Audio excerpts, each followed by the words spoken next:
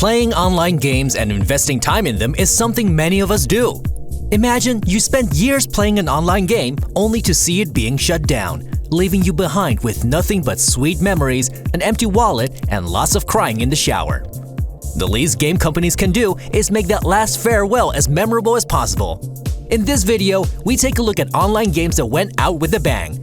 And yes, we know, some of these games are still playable on free or paid private servers.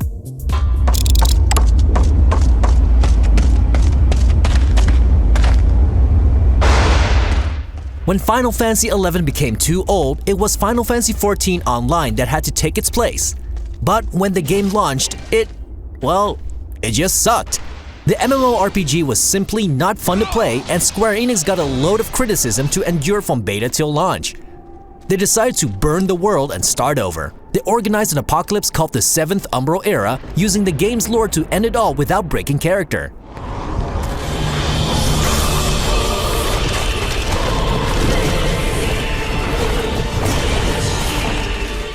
This MMO sure went out with a bang as a giant red moon crashed into the world to end it all. This triggered a trailer for the new game, which is the reborn version of Final Fantasy XIV we now know and love.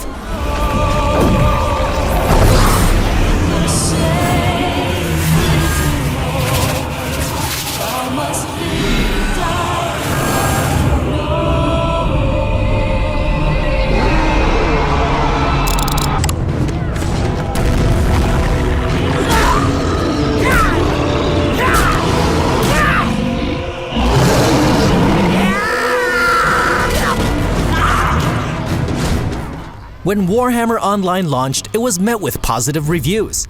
The game got a pretty decent player base. In the end, it needed to shut down because the license agreement with Games Workshop was ending and would not be renewed. Whose fault this was?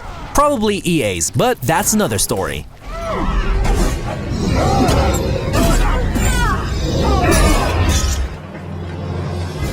The final moments of the game were all about getting together in one place, but it's the last few months that made it memorable.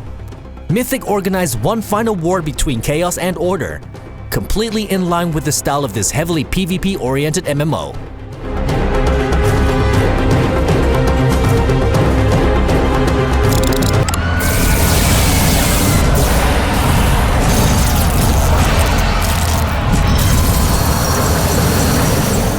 When NCSoft announced Tabula Rasa, they claimed that Ultima Online creator Richard Garriott would reinvent the MMORPG genre.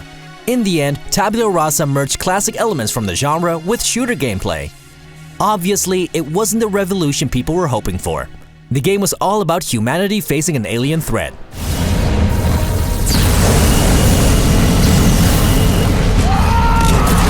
It seems hopeless. With only a few players defending humanity, it became clear that NCSoft could not afford to keep the servers up and running.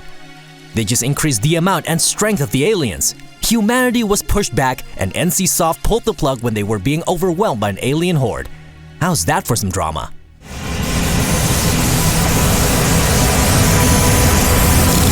You can live the adventure 24 hours a day, 7 days a week. Become a Jedi, a bounty hunter, a rebel commando. Even though Star Wars Galaxies always stood in the shadow of World of Warcraft, it did gain a hardcore user base that kept the game alive for years. It wasn't until 8 years after release that Sony had to pull the plug as a new Star Wars MMO was about to be launched. Star Wars Galaxies was strongly based on PvP gameplay, the Rebels versus the Imperials.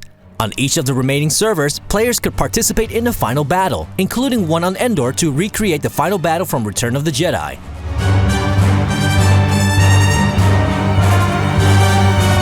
These battles were mostly won by the rebels. The game ended with some fireworks, and there was this crazy PvE fight against a giant Ewok called Megawok. We don't think this giant Ewok is canon, though.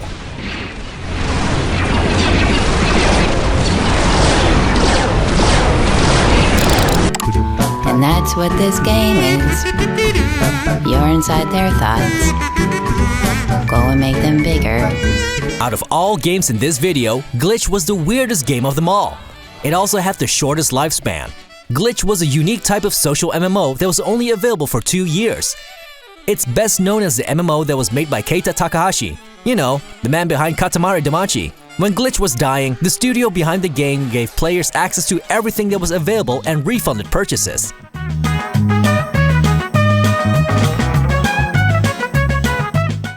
During the closure of the world, the 4 horsemen of the apocalypse appeared, screaming, "The end is nigh!" On the last day, every greeting in the game was automatically changed to "bye," while godlike giants dropped by to talk to players. It was a bit of a weird farewell, but one that fit the game just fine.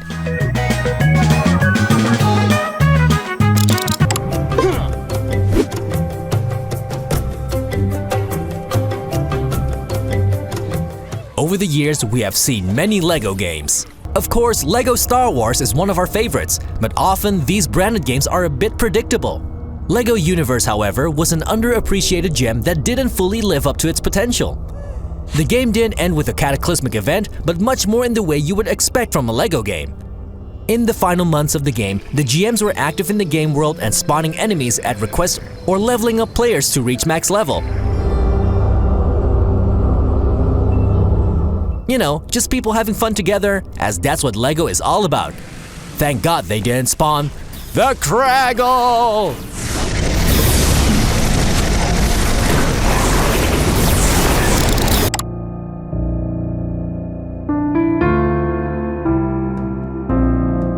With City of Heroes, we add another game from NCSoft to the list.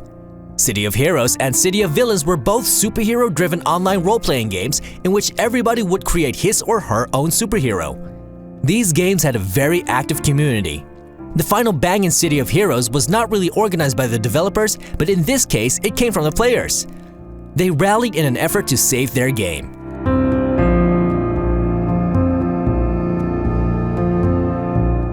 Online demonstrations and petitions followed, but it didn't help. They even sent the developers lunch, maybe in hopes to persuade them. There was no special event, but the players and developers collectively gathered at City Hall. The city couldn't be saved anymore, and therefore, City of Heroes went offline.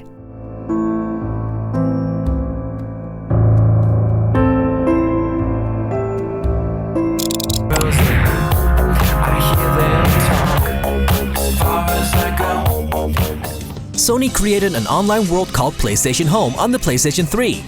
This was a social MMO where you could gather with people, play games, build your house, and do all kinds of social activities.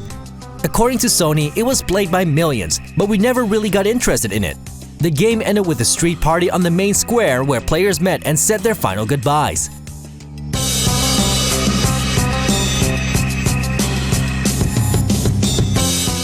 We think Sony's statement about millions of active users was greatly exaggerated, but apparently there was some kind of market for it.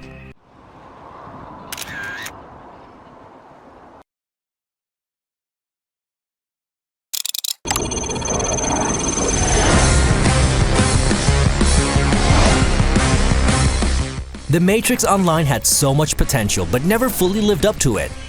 The idea of being part of a virtual world in an actual virtual world is quite interesting, but it seemed like the third Matrix movie pretty much killed the franchise. This also led to a lot of players simply giving up on the online game, and it had to shut down eventually. The final moments in the Matrix Online were filled with difficult enemies, players getting crazy powers, and scary human eyes crying blood from the sky.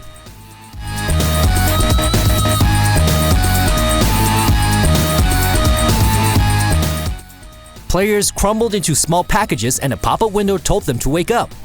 Now that's a cool way to shut down a game for good.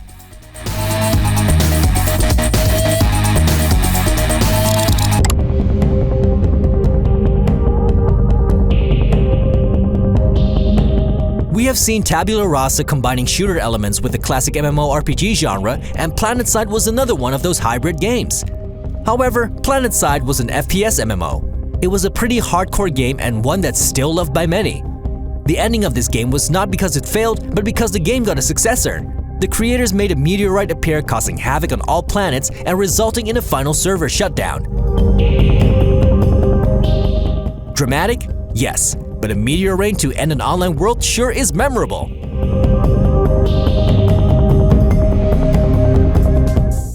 Which ending of the online games in this video did you like best? Let us know in the comments, and we hope to see you in one of our next videos here on Zoomin Games.